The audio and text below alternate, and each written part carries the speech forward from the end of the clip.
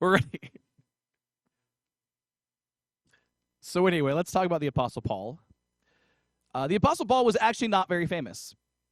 That might sound odd. Like, it might sound like a weird thing for me to say, because to us, the Apostle Paul is incredibly famous. The Apostle Paul, without a doubt, is the second most important figure in the history of Christianity, without a doubt. And, look, Jesus is number one. So if you just take away, like, the guy who was literally God, if you take that away, the Apostle Paul is the most important figure in the history of Christianity. He wrote like 12, 13 Bible books. He wrote, like big, the book of Romans is a massive piece. 1 Corinthians is a massive piece of everything. He's so influential. He planted all these churches. He did all these things, and I don't even think, by the way, like, there might be some people who say, like, well, what about Peter, or what about John, or, other people? But guys, just the output of what Paul does is incredible. The Apostle Paul, for a lot of reasons, is just the absolute most important figure in the history of Christianity outside of Jesus. And I would think in his day, he also was somewhat, somewhat famous. Like, he had somewhat of some notoriety. Like, he's a Pharisee. Like, he's a religious leader of Israel, but he's also like a Pharisee enough that he was able to be part of this whole persecuting the church thing. Like, if you remember, like, he's the one who ends up taking credit for killing the first of the Christians. And, so obviously he's got some level of power. Like, he's not just a random Pharisee. He's a Pharisee who's able to have this kind of influence. It's a lot of other stuff. You would think the Apostle Paul is very famous. Like, you would think, like, if you walk down the street, ancient people who are connected to, things in Jerusalem, or things in, things with Christianity, things with Judaism, that they would be able to recognize and they would know him. You'd think. I would think, at least. But the fact of the matter is, the Apostle Paul is not famous at all. And to see that, and to see kind of what that means for us, we need to talk about what actually was the core of Paul's ministry. Because while Paul is very famous, we're talking about this series of, Philip the Forgotten. We would never say Paul the Forgotten. I think sometimes we have forgotten what makes Paul's ministry his ministry. Okay? And what that is Paul's peacemaking between two distinct groups of people, the Jews and the Gentiles. Now, part of why we forget this is because we're just all Gentiles. Like, the vast majority of the church is just Gentile. Being Gentile means not Jewish.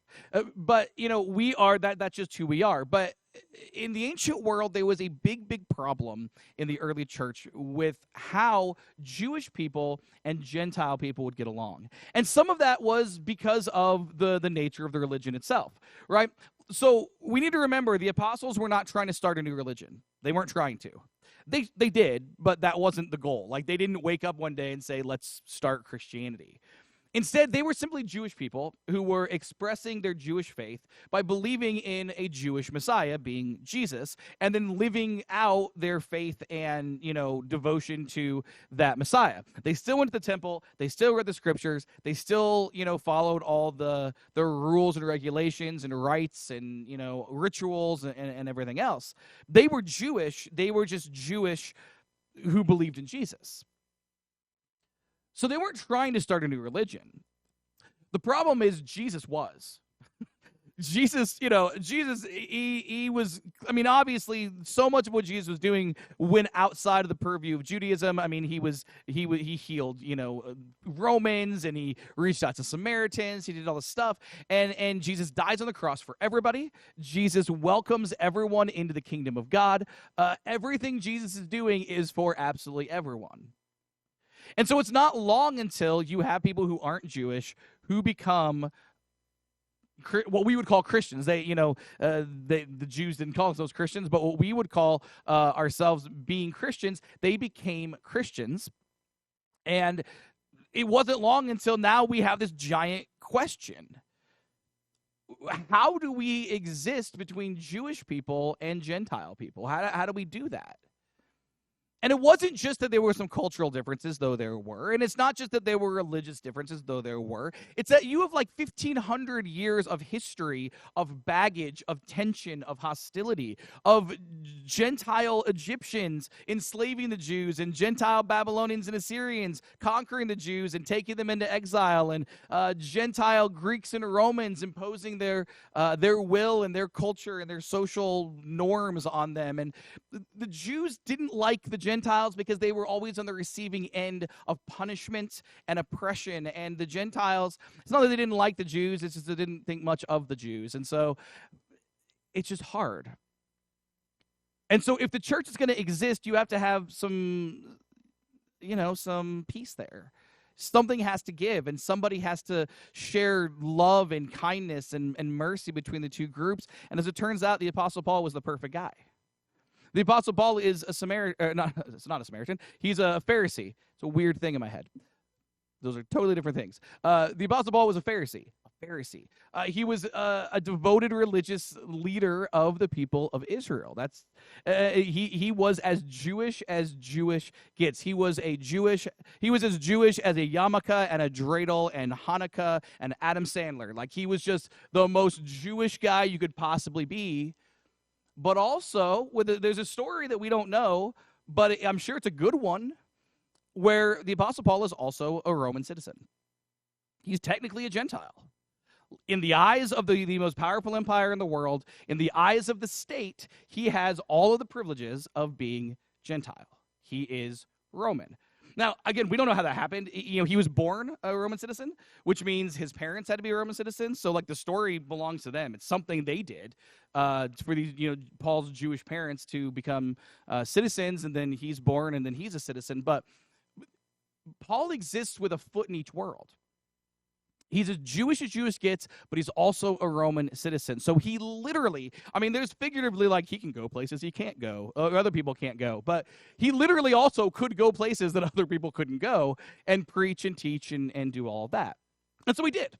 He played in churches in places like names you've heard, like Corinth and Ephesus and Galatia and Philippi and all these places. He preaches in Athens. He goes all over the place because he's able to do it. He ends up leading the church, helping lead a church in Antioch of this massive community of Gentile believers in Jesus. That's the first place that they're called Christians, actually. Paul doesn't call himself a Christian, but they call themselves Christians, and he helps minister to these people. If you read his writings, guys, the book of Romans makes absolutely no sense. The book of Galatians, the book of Colossians, the book of 1st, 2nd Corinthians, these books make absolutely no sense until we understand this. That Paul is talking about Jewish people and Gentile people needing to get along. like these books make absolutely no sense till we understand these are books of peacemaking between believers who don't get along. And so that's how he writes. So everything Paul is doing is trying to bridge this gap, is trying to make peace. And one of the things he does, part of that everything that he is doing, is the collecting of an offering. Now, again, this is not one of those things we talk about much. I'll be honest, I am 37 years old now. I have been to church as long as I can remember. I've gone to church, of my own free will since I was in about 8th grade. And I can't remember ever hearing a sermon that even references this collection, and yet it's all over the New Testament. It's in the book of Acts. It's in all sorts of Paul's writings. What was happening was basically this. Long story short, the Apostle Paul was going to Gentile churches, and he was asking for money to be given to the church in Jerusalem. So he's collecting money from Gentiles and giving it to Jewish people. And you may be thinking, well, why is he doing that? And there's two reasons. There's like the 75% reason, that's like the most of it, and then there's sort of the 25% reason that's sort of an added bonus, okay? The 75% of what he's doing, most of what he's doing here is very simple. Jewish people were poor. That was it. And the Gentile people were not poor. That's it. It's really hard. I know it's hard. Like, it's in our modern world, we often need a reason to give people money. We need a reason to share with people. We need a reason for benevolence beyond just, well, they're poor and I'm not. But that is not what was going on back then. What was going on was the people in Jerusalem, the church there, they were all in poverty, which makes sense. Jesus lived a life of poverty. Jesus' parents lived a life of poverty. The early church that was all Jewish, it's not like becoming Christian actually, following Jesus actually helped, right? In fact, for many of them, it hurt. They would lose the safety net of their families, of their jobs, of, in their communities. They had nothing. And Paul is out here preaching to all these churches and all these places. He's planting churches filled with people who got all sorts of money. Everyone in Ephesus is loaded. All right, everybody in Corinth has got cash. Everybody. Like the poorest, like Ephesus is a lot like America. Like the poorest people in America have more money than people around the world, right? Like that's just it's all relative. And the poorest person in Ephesus, the poorest person in Philippi, the poorest person in Corinth, they have more than what's going than like the wealthiest Jewish Christians in Jerusalem. So Paul says, I'm gonna ask them to give some money, and because they need it. That also led to the 25% reason, okay, the secondary cause, and that is this. It's very hard to hate people who are giving you things. Like, it's very hard, like, the giving and the receiving of gifts. Like, there's a reason everyone's happy at Christmas, right? Like, the giving and the receiving of gifts builds a bond. It just does.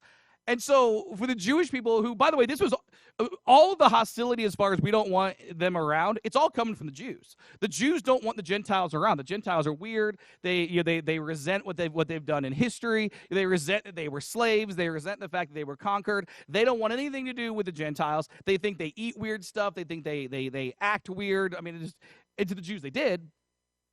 They don't want the Gentiles around. And Paul, I think, realized, well, if I give a giant gift from the Gentiles to the Jewish Christians, man, it's going to be tough for them to hate them.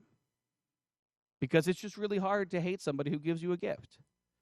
At the very least, you've got to begrudgingly be like, well, it was a nice gift at least. I mean, it's a very disarming thing. And I'm not saying they were trying to buy their friendship. I mean, maybe a little bit. But, I mean, it's just very, like, if you're trying to make peace, teaching the Gentiles that these people are your brothers, these people are your sisters, they are your family, they are poor and you should care. And teaching the Jews, they are your brothers, they are your sisters, they want to help, we're all one family here.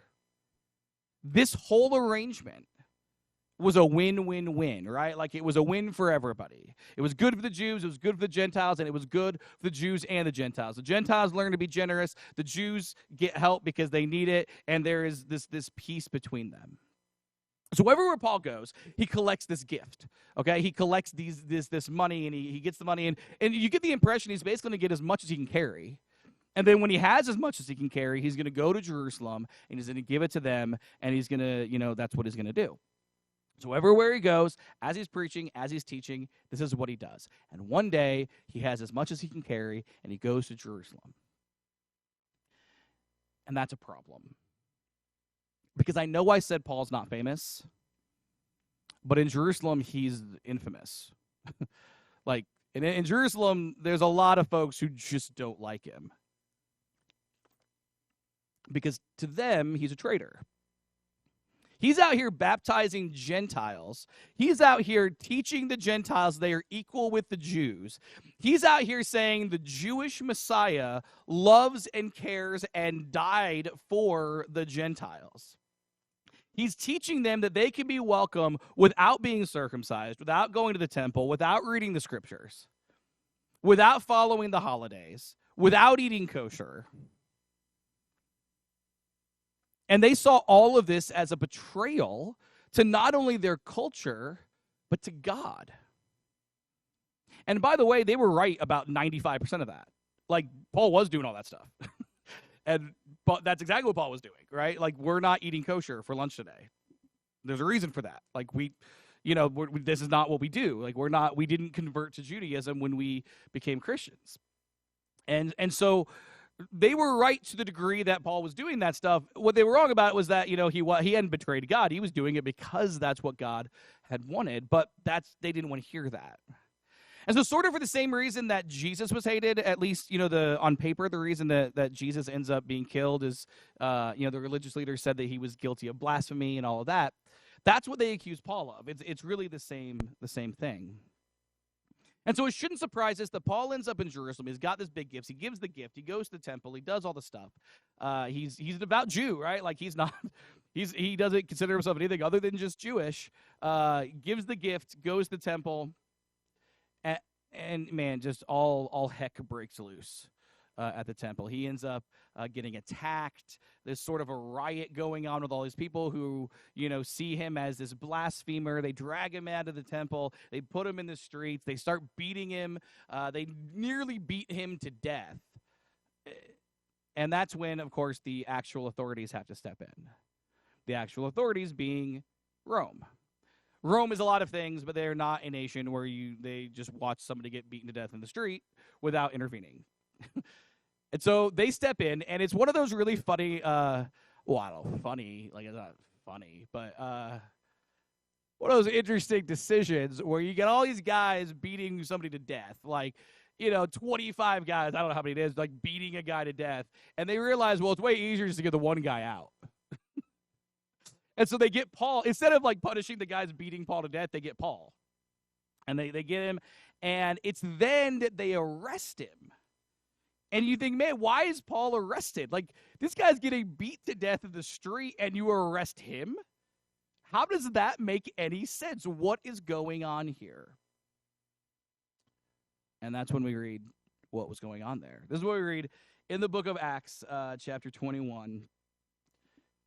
As Paul was being arrested, it says, as Paul was about to be taken inside, he said to the commander, may I have a word with you?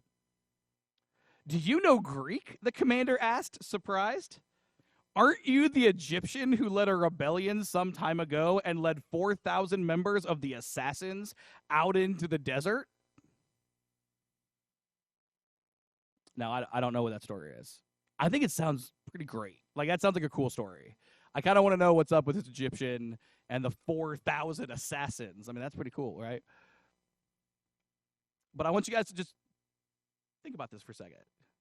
The Apostle Paul ends up arrested because they think he's someone else. That's it. He committed no crime. He broke no law. He was getting beaten nearly to death. And they arrested him, not because he was being beaten to death. They arrested him because it's like they've got this, like, wanted poster of a guy. And they look at Paul, it's like, that's that guy. That's the dude. That's that Egyptian guy. And they're like, we got to go get the Egyptian guy. And they arrest Paul, which, by the way, listen, it's not just that they've got Paul mixed up with somebody. They've got Paul mixed up with an entirely different ethnicity. Like, Egypt is in Africa, right? It's a whole different continent. Like, this is not like, they're not even on the same, like, remote page. Like, these Roman soldiers are not good at their job. We should probably say that. But they arrest Paul. And by the way, let's talk about this. Paul's in prison for the next about 4 years, at least. He will taste his next day of freedom after this story in the time it takes for people to go to college. And all of it, 100% of it, is built on the lie that Paul is someone else, which is sort of funny. We could play this as a comedy in a movie.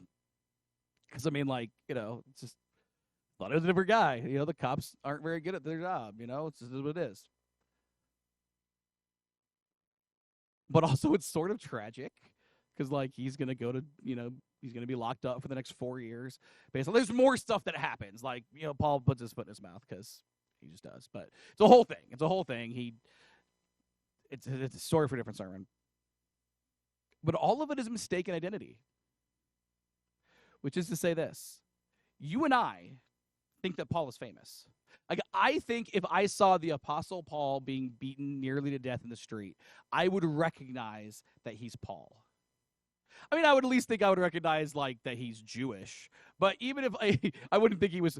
I think if I were to jump into time machine right now and go back in time, I think I would be able to find the apostles. Like I'd be able to find Peter and John, and I feel like they're so famous, like we would just recognize them somehow. And yet, not only is Paul not that famous, like he's not famous enough to be noticed, he's so anonymous. He's so nondescript. He's so just like milquetoast vanilla, like just, he's just a guy that he just got, who is he? That they arrest him based on thinking he's someone else. And that's humbling. The most important figure in Christianity is a guy that in the ancient world they didn't even recognize. This is after he has traveled the world planting churches. This is after he has been in a Pharisee killing Christians. This is after all that. He's done a lot of Paul stuff. I mean, just for perspective, he's going to be dead in a decade. Within 10 years, he'll be dead. Like, Paul has done most of what Paul does. And he's so anonymous that they don't have any idea who he is. But while that's a little bit funny and I think a little bit tragic, I think it's also kind of beautiful. The Apostle Paul lived his life in such a way that nobody knew who he was.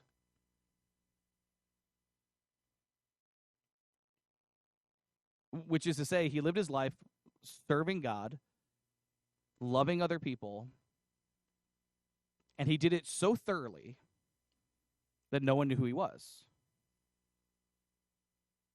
He didn't self-promote. He didn't start a podcast. He didn't, get a book deal. He didn't start a megachurch. He didn't make it about him even a little bit. It was so not about him that people didn't know who he was. Literally, genuinely did not know who he was. And there's something there. There's something to that. I bring this part of Paul's life up because that's actually the more interesting part of Philip's last story. I mentioned a few weeks ago as we started a series on Philip the Forgotten that Philip really shows up about 4 times. He was one of the 72, but then he shows up about 4 times in the book of Acts. The last time he shows up, he's in this story. Kind of. He's like a footnote to this story. He's anonymous. He's like Paul. Unless you're looking for him, you won't find him. So let's rewind a little bit. Like I said, his whole ministry is about bringing peace between Jews and Gentiles. That's what he's trying to do all the time. That's what he's writing. That's how he's ministering. He's planting churches. Everything he's doing is trying to do that. He has this offering. So he's traveling and he goes to Jerusalem. Helpfully, one of the people that was traveling with him, Paul is not by himself, especially with that amount of money. He has a whole traveling party there to help him. One of the people who were with him ends up writing the book of Acts. And he helpfully, it sounds sort of dull, but he actually gives us all the stops on the way to Jerusalem.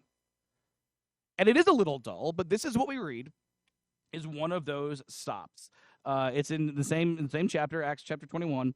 This is what we read about this journey to Jerusalem with this offering.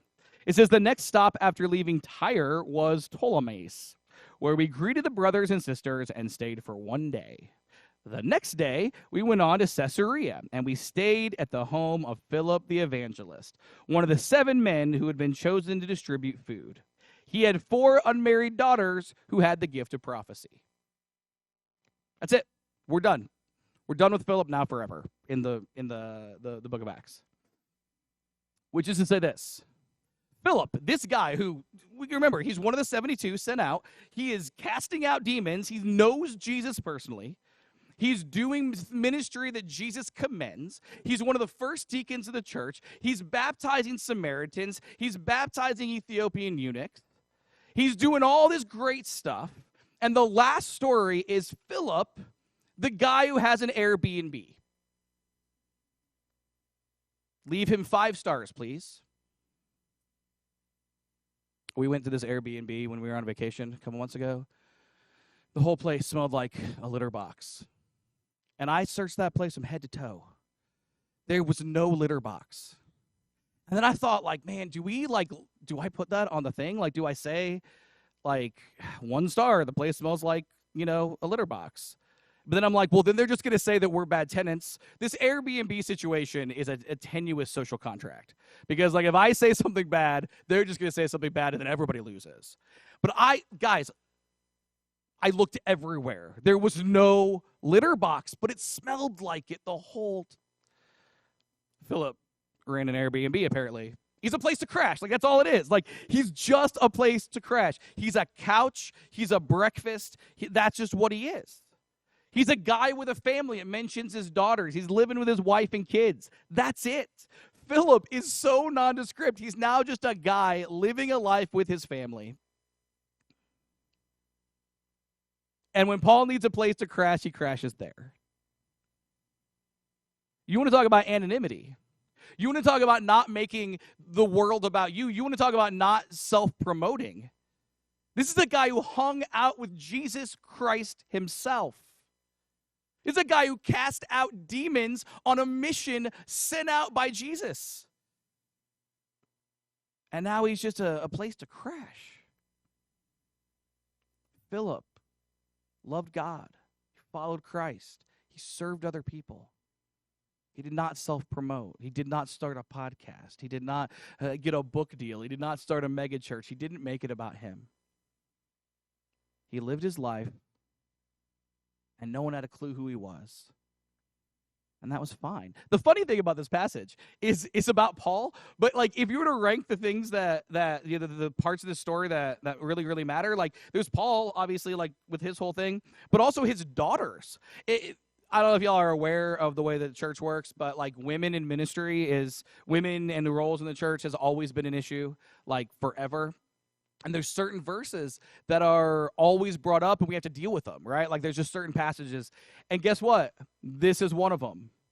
This is 4 girls. They're unmarried, so they're probably kids, but 4 girls who are prophets. I mean, like we have to, like whether you agree with it or don't agree with it, like this is a passage that has to be addressed. This is just one of those passages that, like, even when modern people or people mainly for the last 2,000 years, even when they look at this passage, they still don't see Philip. They see, well, it's Paul's journey, or they see the daughters. They still don't see Philip. Philip is there, and we still talk about everything else. The point is this. We have 2 pillars of the church. We've got an apostle. We've got one of the 72. We've got one of the very first deacons. We got this guy who does all this stuff. And they serve Christ so well that no one knows who they are. And I word that simply, and I word that on purpose. They served Christ so well that no one had a clue who they were. And the sermon could be over. And I'm not going to say anything else besides that. But I feel like I'm doing y'all a disservice if we don't give one more example. Because the irony is the most famous case of being anonymous, we haven't got to yet. So we should do that, just so you know it. And so maybe it sticks in our heads a little bit. There's one more example, huh? So John the Baptist created baptism. He made it up. Like, nobody did that. Like, sometimes people be like, well, he amended Jewish washing ceremonies. Yeah, nobody had ever baptized anybody like, it never happened. Like, yeah, fine, they used water and stuff, but, like, water is everywhere. Like, of course they did. Like, no one had ever baptized anyone the way that John did. That was John's thing. I mean, okay, it was God inspiring him to do it, but, like, John did that. Like, no one else did that. And John had a ministry that was predicated on the meaning of baptism, which is great. Until one day when Jesus shows up, and he's God's son, and he's the Messiah, and Jesus says, well, man, that baptism thing's pretty cool. I think we'll start doing that too. And now John the Baptist is not the only guy who's baptizing. He's not. Like, his ministry is now no longer unique. because Jesus and his disciples are baptizing, and Jesus' ministry is now baptizing. And rightfully so. Like, sometimes when people look at this story, they're like, oh, John's disciples aren't very good. No, John's disciples are smart. John's disciples look and say, well, what's going to happen to us? Like, baptism was our thing. That's how ministry works. Like, that's how our ministry worked. That's like, we were unique. We're the ones doing this. What's going to come of us if Jesus and his disciples are out here baptizing? What happens to our ministry? And by the way, not only were they like wise in asking that question, but they were right. There's no John the Baptist church anywhere. Like, that doesn't exist anywhere at all. Like, at least to my knowledge, it's certainly not a big group of people. They were right. They had given their lives to a ministry that now was on its deathbed. And so they asked John, man, what are we going to do? What are you going to do? Like, what's going to happen here? And this is what John the Baptist says in the Gospel of John, which is the different John. It's so frustrating talking about John the Baptist in the book of John, because then I have to get this whole thing. There's two different Johns. Anyway, it's John the Baptist in the book of John the Apostle. Come up with new names, guys. We're not any better. I'm not going to make that joke. All right. As we read in John chapter 3. It says, John replied, no one can receive anything unless God gives it from heaven. You yourselves know how plainly I told you I'm not the Messiah. I'm only here to prepare the way for him. It is the bridegroom who marries the bride, and the bridegroom's friend is simply glad to stand with him and hear his vows. Therefore, I am filled with joy at his success. He must become greater and greater, and I must become less and less. That last sentence is really famous. Like they use that like church camp and stuff. Like, I must become lesser, and he must become greater, all that. I think actually the best illustration of what being a Christian is about, though, is found earlier in that passage, because John the Baptist is a guy that I want to be part of weddings I do. So listen, I've done a lot of weddings. Over the years, I've done a lot of weddings. I've done a lot of weddings that are cool, and I've done a lot of weddings that are not cool. And if you ask me which one, that person's was, I'm going to tell you it's cool. But let me tell you this. Here's the problem with weddings. Everybody thinks it's about them. Everybody. You always got like 2 or 3 bridesmaids that think it's about them. You always got like a mom or an aunt or a sister, grandma, a stepmom, thinks it's about them. You always got a flower girl. Guys, let's talk about flower girls for a second. If you put a 3-year-old flower girl in your wedding, nobody's looking at the bride anymore, because that 3-year-old is adorable. And if you want to be the center of attention, bride, don't compete with the 3-year-old. They're not going to do the job right anyway. No 3-year-old in the history of weddings has ever actually dropped the flowers where they're supposed to. It has never happened. It's never happened.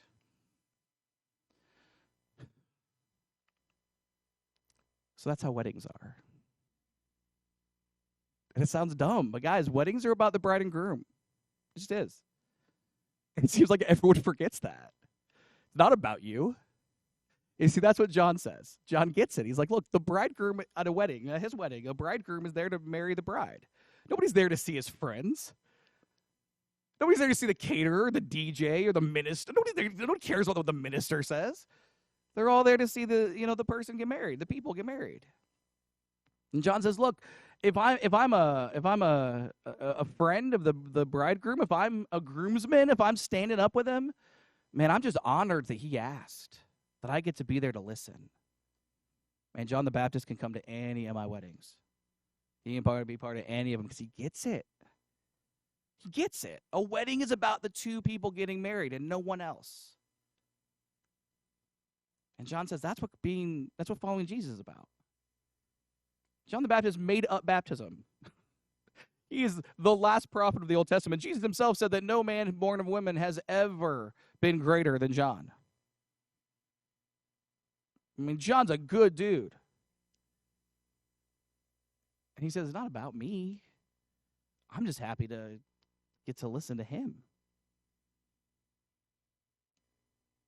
You see, we get this twisted so often. Man, so much of Christianity is about self-promotion. I make that podcast joke because every guy in the world has a podcast and they think it's going to make him famous. Everybody wants a book deal and they think it's going to make him famous. Like, every preacher wants a mega church because they want to be famous. Want money and power and everything that comes with it. That's not Christianity. The Apostle Paul was so anonymous that he got arrested as a different guy. They literally didn't even know what race he was. He was that anonymous. Philip, out here performing miracles, friends with Jesus during his ministry, he settles into a life of raising his kids and lets them be the center of attention because they're prophets. I promise you, whatever his daughters had to say, they didn't need to. Philip could have said it. He hung out with Jesus. What are these girls going to say that Philip can't? But Philip puts his kids first. He said, look, I'm going to love my kids. Yeah, they're going to do ministry. We're going to do that. And teach them one day to put other people first. I mean, that's the way this works. John the Baptist. I'm just a groomsman here. It's not my job to say anything. It's not my job to be anything. I'm just happy to be invited. I have joy at his success. Guys, actual faith in Christ is never meant to be about us. It's never meant to be self-promoting. Philip, the forgotten, was all too happy to be forgotten. And I promise you, Paul would have been all too happy to be forgotten. I often wonder how many people we did forget completely. Like it says, like Acts of the Apostles, and we talk about like three apostles. Well, there's a lot more. How many people have we just totally forgotten because it doesn't matter? It doesn't matter. And it doesn't matter if we are forgotten. It doesn't matter because our faith is about serving Christ by serving other people. And if we do that, doesn't matter if anybody knows us, doesn't matter if anybody thanks us, doesn't matter if we get credit, doesn't matter if we're famous, it doesn't matter. All that matters is that we have done the right thing. Because see, that's the thing. Doing the right thing, being the right person. Righteousness is its own reward. It doesn't matter what our reputation is. It doesn't matter what anyone else thinks of us. It doesn't matter if we're well known or if anybody knows. It doesn't matter what credit we ever get. None of that matters. The point is doing the right thing. And when we do that, well, that's its own reward. You see, that's how we live every day. That's what it means to follow Christ, is that today I will do the right thing. And tomorrow I will do the right thing. And then Tuesday, maybe I won't do the right thing because I'm not so good at it. But then Wednesday, I'm going to try real hard to do the right thing again. And I'm going to live my life like that, and no one will ever notice, probably. Or maybe they will. But either way, it simply doesn't matter. Because at the end of the day, Paul was doing what God wanted. And Philip was doing what God wanted. And John was doing what God wanted. And that's all that matters. This morning, as we finish this series called Philip the Forgotten, as we talk about this guy that we get him confused with somebody else, if we even remember that he exists at all. As we talk about his life and his ministry, as we finish it up, I just think we get to the place where we say, he was totally good being forgotten. Because at the end of the day, being remembered is not what Christianity is ever about. Our fourth lesson from Philip the Forgotten is this. Christianity is never about self-promotion. It's about serving God and other people, even if no one gives us credit. Christianity is never about self-promotion. It is about serving God and other people, even if no one gives us credit. This morning, the musicians are going to come forward. We're going to sing a song. We offer this invitation each and every week to take God up on his offer of, just embracing his promises, his love, and his truth in our lives. The Bible teaches that when we want to do that, we're to repent and be baptized. That sounds like two things. It's really just one. When we repent, we turn our backs on who we used to be. We change our minds. We say, I want to do things differently than I've done them. In baptism, we connect ourselves to Christ. We are aligning ourselves with Christ. Just as Christ died and was buried and raised from the dead, so too we are doing that in our own lives as well, so that way we are able to follow him and love other people. If you've never made a decision, we got all sorts of people who can do it. We got a nice warm baptistry. Let's talk. If you're an immersed believer in Christ, you're looking for a perfect church home, this place is not it. But we do serve a perfect God. We want to connect. We want to call. We want to cultivate. We want to meet new people. We want to share the gospel. We want to grow up while we do it. And it doesn't matter who knows about that. It doesn't matter what credit we ever get. It doesn't matter if we're promoted even a little bit. What matters is that we love other people and that we follow Christ. As we stand,